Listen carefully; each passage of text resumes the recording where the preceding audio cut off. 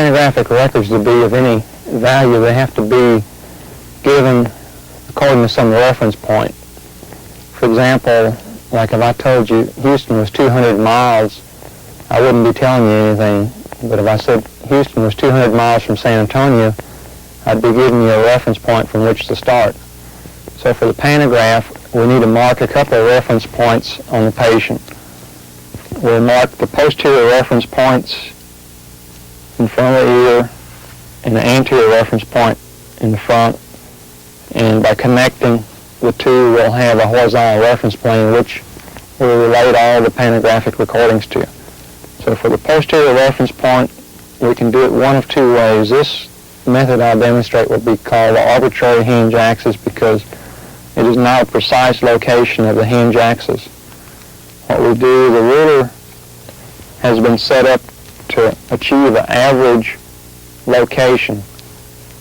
The top of the external auditory meatus coincides with the corner of this ruler, and the outer canthus of the eye corresponds to the top edge of the ruler here. So if we line these two up, there's a small hole in the ruler which is 12 millimeters forward and 5 millimeters down. You come in here and make a mark. This will locate your arbitrary hinge axis. Now you need to do this on both sides.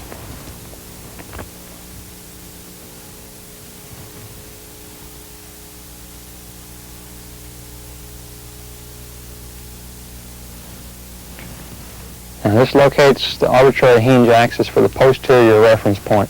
The anterior reference point will use this notched part of the ruler. Now either incisal edge of one of the anterior teeth or the lip will touch against this. Now we'll come, I like to use the lateral, come up, use the lateral and make a mark. Turn this side just a little bit where you can see. So we make a mark here. Now you come down from the inner canthus of the eye and you measure how far this mark is. This mark is 30, so you'd make a note that the anterior reference point is 30 millimeters from the inner canthus of the eye. So if you came back to reestablish this point and say you've been in a car accident and lost that tooth or some other accident that has occurred or the tooth has been changed, this distance from here is not going to change. So we have two marks. We connect these. Posterior. We'll connect these two marks with a short line. This is our horizontal reference plane. This is what we relate the angles of measurement for your pantograph. So this is what we're relating them to. So you want to be able to reestablish this plane for using your pantograph. Now we've established those, we'll start off by assembling the pantograph. First of all, you want to take and get the length measurement for the screws that you'll be using. Go ahead and put it in your hand and assemble and take the screws, find which screw is going to be the right length. Make sure you don't get one that's too long. So take it, and while it's in your hand, let's assemble it.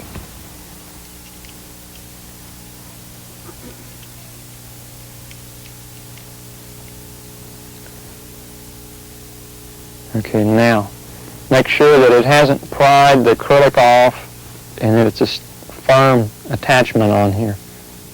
If this is the case, then go ahead and take the screw out. You want to check this while it's out of the mouth, while you can see, and make sure that this isn't going to be knocking it off. Once you get it in the mouth, you get the lips over. It's a little bit harder to see what's going on. So we'll just leave the screw in that one, and we'll take the mandibular now. And we'll do the same thing with the mandibular. We'll see if we can find a screw that fits in here. We check the length.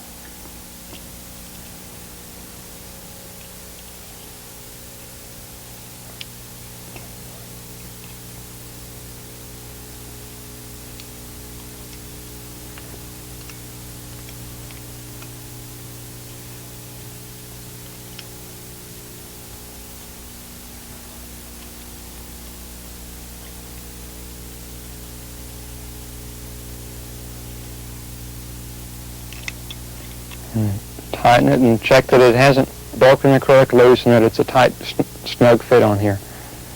If this fits okay, leave the lower attached. Now you're ready. Take the lower,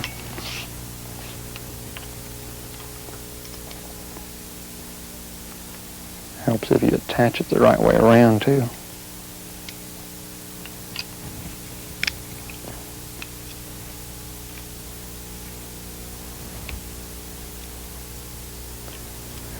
Place the lower in the patient's mouth. Put the upper clutch closed down. Now, you'll be attaching the right and left side arms. Before we go any further, let's go ahead and attach. Okay, here's tracing pads. They're wax pads, so when you peel them off, peel the paper back. Don't bend the pad. Place them on this. Now we'll place them on the side arm.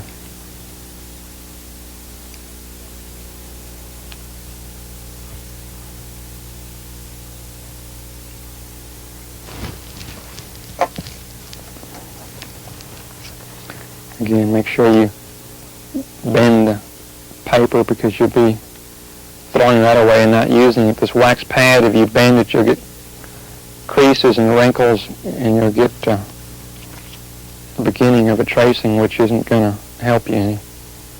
Okay, so after you get the pads on, now okay,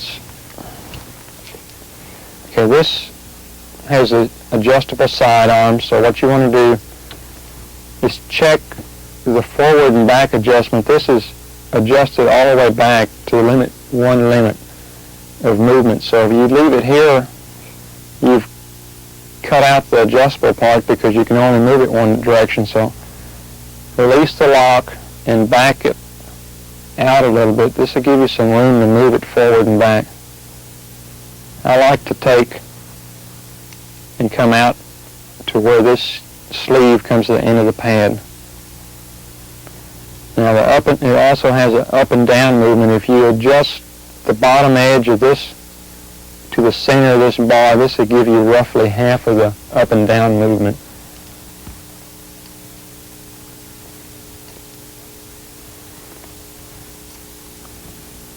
Now to assemble the side arm,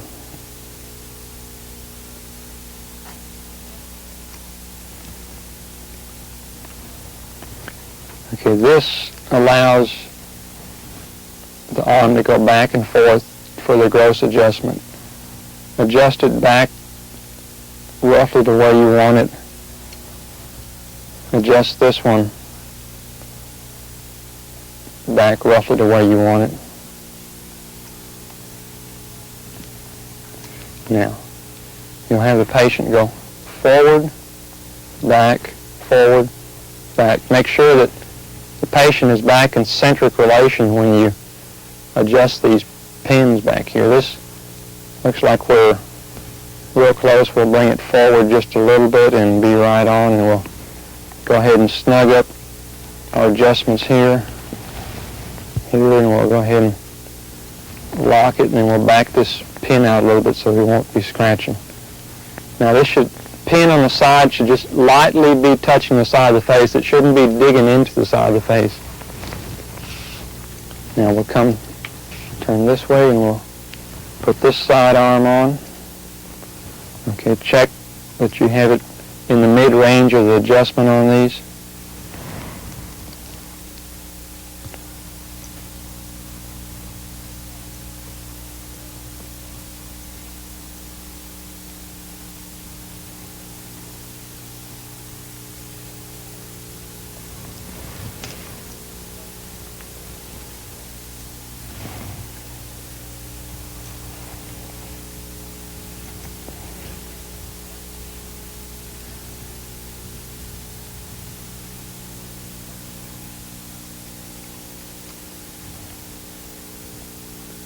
And once we with this particular pantograph, you want to get close, and then you can make the fine adjustments to get onto the posterior reference point.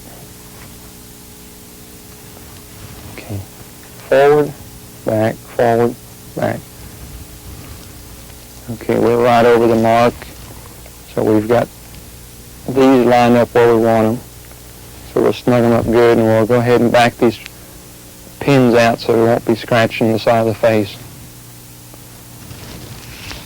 Now, next, you want to adjust these front tables to where they're parallel to the posterior table here. We're slightly up from that, so we'll come in here and tilt these down just a little bit.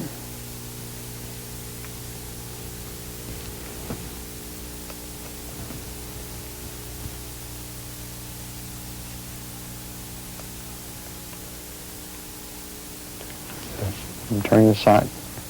These tables should all be in the same plane or real close to the same plane. Now we're ready to start attaching the scribing. Make sure you pull all the pins up on here. We've pre-checked the screw length, so we know the screw length's not going to be any problem.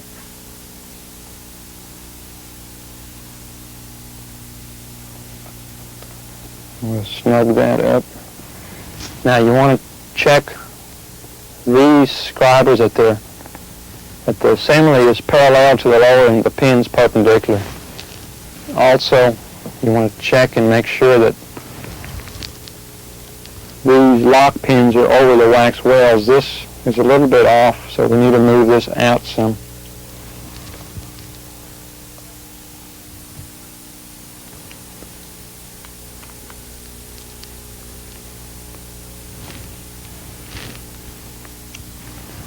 Okay, this over the wax well. The other pin is over the wax well. We're a little bit off parallel.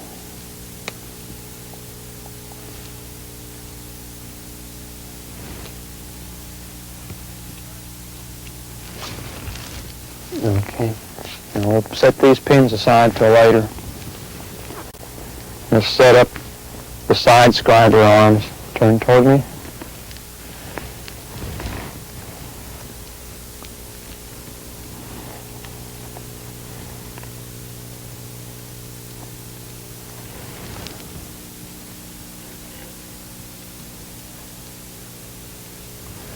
Again, have all the pins pulled out when you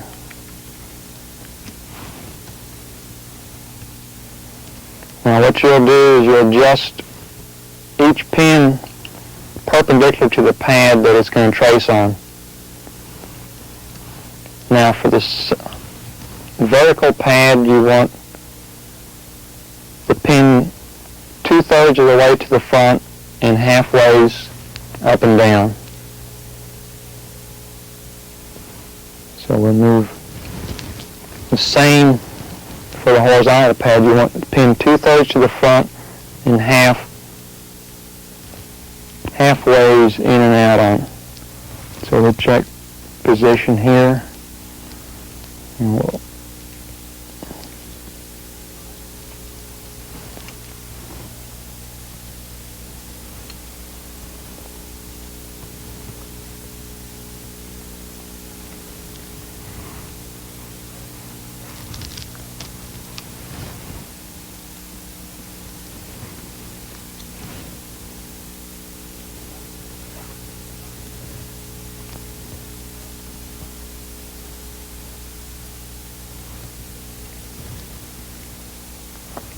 works a little better to have an extra set of hands helping you set this up than having to do it all by yourself. Now, we'll do this side, and then we'll have the pantograph just about all assembled.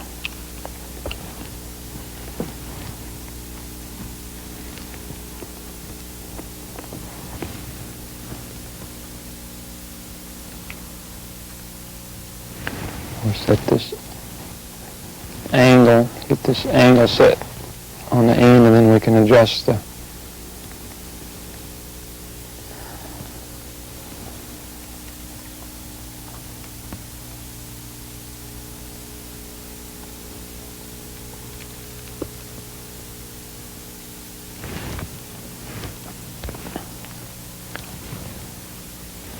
now.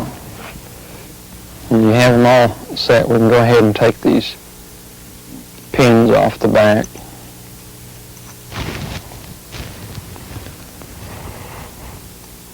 The reason you want to do this is because they interfere with the stylus tracing back sometimes. So now what we have it all assembled, we'll have the patient go forward, and then check, see that none of your pins or the pin assemblies are dragging on the pads, that none of the pins are off the pad in the back. Now come to the right. Now check and see that your pins will be over the pads, that you'll be able to get a tracing where the pins are positioned. Now back, forward, back, now to the left. Okay, we've checked all directions, so we're over the pads and all the movements, which is what we want. Now next we'll go ahead and assemble the air. Go ahead and attach to the ends. Now the air supply with this portable air supply, it works with a CO2 cartridge. The point goes to the end. Go ahead and close it all the way. Now, when the top is screwed down, it's open, so make sure that before you engage the cartridge, you close it, which is to screw it all the way open or up, just the opposite of what it would seem like. Now you need to hit it real hard to engage it, and if it's engaged, this will be real hard. You can't press it in anymore. I have Phil hold this. Now, if we're doing a pantograph, you have it's like a ballpoint pen button on here. Okay, one end goes to the air supply. Make sure you press it on firmly. Now the other attaches to the pantograph.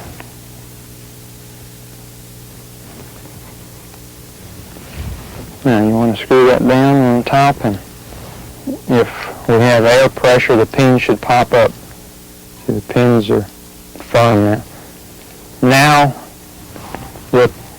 all the stylus have a little hook, which the hook's elastic to. Turn this hook toward the side where the elastic comes from. The reason for this is if these pins are slightly bent later on, when you do your tracings, if that pin is turned in a different direction, you'll be able to orient the same way it was oriented when you did your tracing, so that you'll be able to follow your line. So make sure that little hooks come out straight to the side where the elastics are.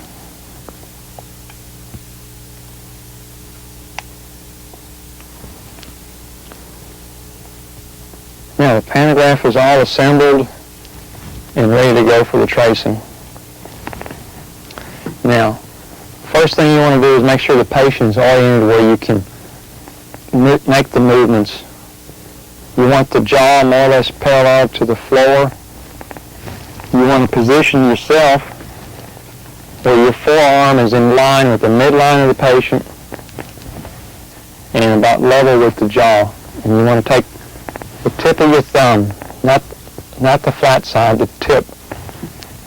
Put your finger under like this. Push up the tissue a little bit where you can feel the tip of the jaw, and rest your forefinger underneath. Now go forward, back, forward, back. Now you want to lightly guide the movements. Any movement is always preceded with a protrusive or a forward and back. So forward, back, forward, back, forward, back. Now once you feel like he's going back in the centric, you can go ahead and push the button and the pins will drop down and make a mark. Now forward, back, forward, back. When you think he's there, you double check it, punch it again. You should have one dot on each pad now. If you have two dots, you're not getting them consistently back to centric, which is not going to be good for taking a recording because you need to start from centric each time. So we've got a centric position confirmed. Now forward, back. Now we want to make a right recording, so after each forward and back, I'm going to give you instruction to go to right and back. So forward, back, to the right, back, forward, back, to the right, back, forward, back. Now this is a sequence we'll use for doing recordings. You want to record from the centric beginning of the movement out, but not back. Forward, back, to the right, back, forward, back, to the right, back. And you want to release before they get to the end. And one more time, you want to do two recordings and you should end up with one line. Forward, back, to the right, back, forward, back, to the right, back.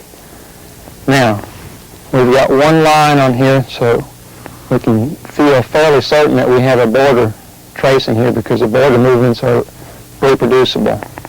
Now let's try the other side. Forward, back, to the left, back, forward, back, to the left, back, forward, back, to the left, back, forward, back, to the left, back, forward, back, forward, back. Now this completes the pantographic tracings. You do two right movements, two left movements, and one protrusive. Protrusive, you're not going to be able to get two consistent lines because you're going to not have a lateral guiding to this. You'll have a superior guiding, but not a lateral guiding. So now that we have this, we want to go ahead. We'll take the, we'll leave the pins on, the elastics on right now, but we want to pin the wax wells. Go ahead and hold this for me. We'll heat up these pins.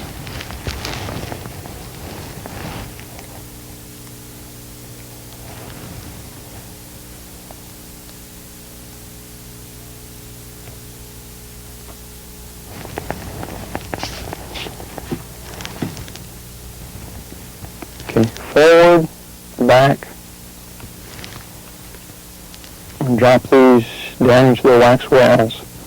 Tighten up the black screw first, and then drop the red upper lock. Now, check and see if the pins are on centric, that you haven't lost your centric, that you haven't pinned in centric. If these correspond, then you're ready to go ahead and take your elastics off.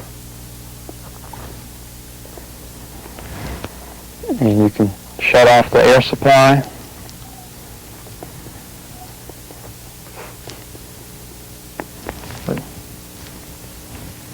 Okay. Once the air supply is turned off, now you take this and you have one last thing to do now. And this is your anterior support rod needs to be placed. Now this little offset should go straight to the side. If you take the small hole in the end of the ruler again, lay it back over here, you can adjust. Let's turn to the side here.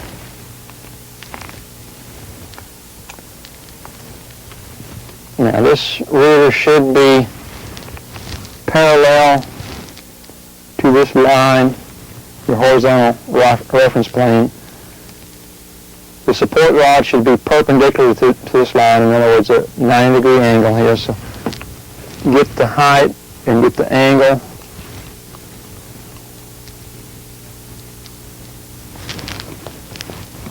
Get the height, and then you can go ahead and tighten this over here. can go ahead and double check it. A lot of times, if you can just lay it on here, and this posterior reference point will be in line if you lay it on top here and put it here, it'll lay right across there, and you can save the use of one hand by doing this. So when it's all lined up now, grab it right in the center, because you're touching at the bearing screw in these two places. So you've got a 3-point contact. So you want to touch in the center and open. And this completes the pantograph procedure. And the next step would be to mount it on the articulator.